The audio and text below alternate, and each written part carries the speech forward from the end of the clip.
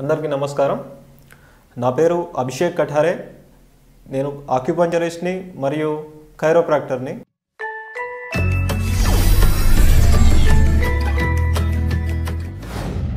ఆరోగ్యలయ acupuncture and chiropractic centre Nizamabad. ఈరోజు మనం మాట్లాడుకునే టాపిక్ భుజం నొప్పి. భుజం నొప్పి యొక్క కారణాలు మరియు దాని యొక్క సిమ్టమ్స్, లక్షణాలు అండ్ చివరిలో నేను ఆక్యుపంచర్ చిట్కా ఒకటి చెప్తాను. సో చివరి వరకు ఈ వీడియో చూడండి. భుజం నొప్పిని సాధారణ నొప్పులుగా భావించొద్దు. మనకు మన డైలీ లైఫ్లో మనకు చాలా ఎక్కువగా యూజ్ అయ్యే జాయింట్లలో భుజం ఒకటి.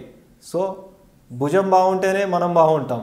అంటే ఎవ్రీ వర్క్ కూడా మనకు భుజంతోనే నడుస్తుంది. ఈ భుజం ఈ పైకి వస్తుంది కాబట్టే మనము ఏదైనా వర్క్ చేయగలుగుతాము. సో మనం అంటే అన్ని నొప్పుల్లా భుజం నొప్పిని ఎప్పుడు భావించకండి. భుజం జాయింట్లో ఉండే కార్టిలేజ్ అనే ఒక పదార్థం తగ్గడం ద్వారా మనకు ఈ భుజం నొప్పి వస్తుందండి.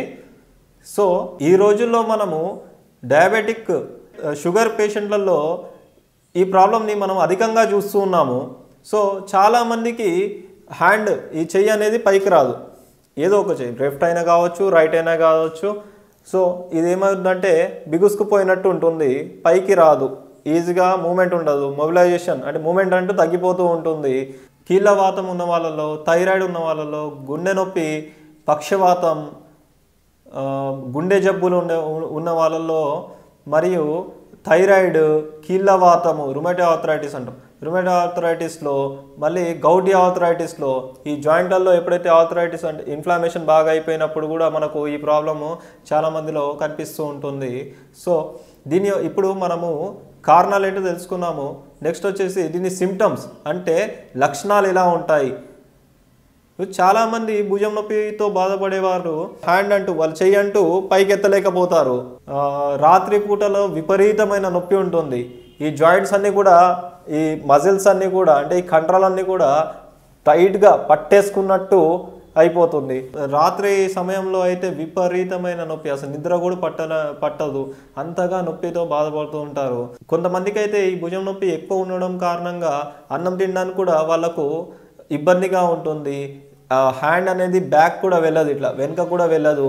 మనం స్నానం సమయంలో కూడా మనకు అట్లీస్ట్ సోప్ పట్టుకోకని మనము బాత్ చేయడానికైనా మనకు చాలా పెయిన్గా ఉంటుంది. మగ్గుతో మనము వాటర్ పోసుకోవడానికి కూడా చాలా ఇబ్బందిగా ఉంటుంది. బైక్ డ్రైవింగ్ కూడా మనము ఎక్సలేటర్ ఇస్తుంటాం కదా.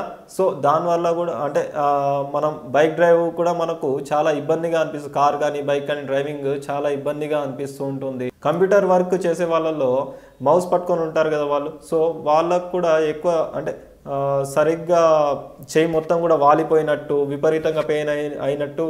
మహిళలలో అయితే ఈ ప్రాబ్లము చాలా అధికంగా ఉంటుంది. వంటింట్లో వాళ్ళు వంట చేసే సమయంలో కూడా అట్లీస్ట్ గరిటతోని కలపడానికి కూడా వాళ్ళు ఇబ్బందిగా అనిపిస్తుంటుంది వాళ్ళకి. ఇప్పటి వరకు మనము కారణాలు అండ్ లక్షణాలు తెలుసుకున్నాం కదా. సో భుజం నొప్పితో బాధపడే వారికి ఆరోగ్యలయాలో మేము కొన్ని స్పెషల్ ట్రీట్మెంట్స్ ఇస్తున్నామండి. కైరోప్రాక్టిక్ అంటే బోన్ని అలైన్ చేయడం, బోన్ అలైన్మెంట్. ఎప్పుడైతే అలైన్మెంట్ మిస్ అయిపోతుంది కదా వాళ్ళకి మనము అలైన్ చేస్తాము. అండ్ నెక్స్ట్ వచ్చేసి రేడియేటింగ్ పెయిన్ ఉంటుంది, మస్కులర్ పెయిన్ ఉంటుంది కాబట్టి వాళ్ళకి ఆక్యుపంచర్ థెరపీ మరియు massage therapy, ayurvedic massages, cupping therapy, హిజామా థెరపీ, వీటి ద్వారా మేము ఆరోగ్యాలయాలో ట్రీట్మెంట్ చేస్తున్నామండి. సో చాలామంది ఫ్రోజన్ షోల్డర్ బాధతో మా దగ్గరకు వచ్చారు. అండ్ ఇక్కడ నుంచి చాలా మట్టుకు సక్సెస్ఫుల్ రిజల్ట్స్తోని హ్యాపీ లైఫ్ని వాళ్ళు లీడ్ చేస్తున్నారు. సో ఆరోగ్యాలయాలో ఎలాంటి మెడిసిన్స్ అంటూ మేము వాడమండి. ఆరోగ్యాలయాలో ఎలాంటి మెడిసిన్స్ లేకుండా, ఎలాంటి సర్జరీలు లేకుండా, ఎలాంటి మెయిన్ థింగ్ ఈ రోజుల్లో సైడ్ ఎఫెక్ట్స్. సో 100% గ్యారంటీ అండి. ఎలాంటి సైడ్ ఎఫెక్ట్స్ లేకుండా ప్రకృతి వైద్యాన్ని మేము అందిస్తున్నాము. ఈ వీడియో చివరిలో నేను ఒక చిన్న ఆక్యుప్రెషర్ చిట్కా చెప్తానని చెప్పాను కదండి. సో ఇప్పుడు నేను దాని యొక్క లొకేషన్ అండ్ మీరు దాన్ని ఎలా యూజ్ చేయాలో నేను చూపిస్తాను. సో చాలా నొప్పి ఉన్న వాళ్ళు ఈ పాయింట్ ద్వారా చాలా మటుకు ఉపశమనం పొందొచ్చు. పాయింట్ నేను చూపిస్తానండి మీకు. సో దీని యొక్క లొకేషన్ అండ్ పాయింట్ యొక్క లొకేషన్, అది ఎలా మనం యూజ్ చేయాలి, ప్లస్ రైట్ సైడ్ మనకు పెయిన్ ఉన్నా, లెఫ్ట్ సైడ్ పెయిన్ ఉన్నా సేమ్ ఒక పాయింట్ మీరు యూజ్ చేసినా సరిపోతుందండి.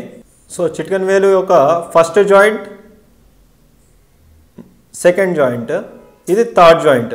సో సెకండ్ జాయింట్ నుంచి మనం కొంచెం ముందుకు వస్తే, కొంచెం సెకండ్ జాయింట్ నుంచి కొంచెం ముందుకు రావాలి అంతే.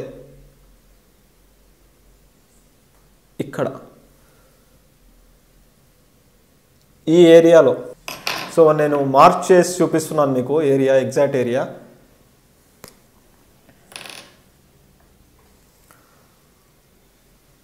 లోపల స్కిన్ ప్లస్ బయట స్కిన్, అంటే white skin plus dark skin కలయిక అంటూ మనకి ఇక్కడ కనిపిస్తుంది, ఆ లైన్ అంటూ. సో సెకండ్ జాయింట్ నుంచి మనము కొంచెం ముందుకు వెళ్తున్నాము, జస్ట్ ఇవ్వండి ఈ ఏరియా అనుకోండి.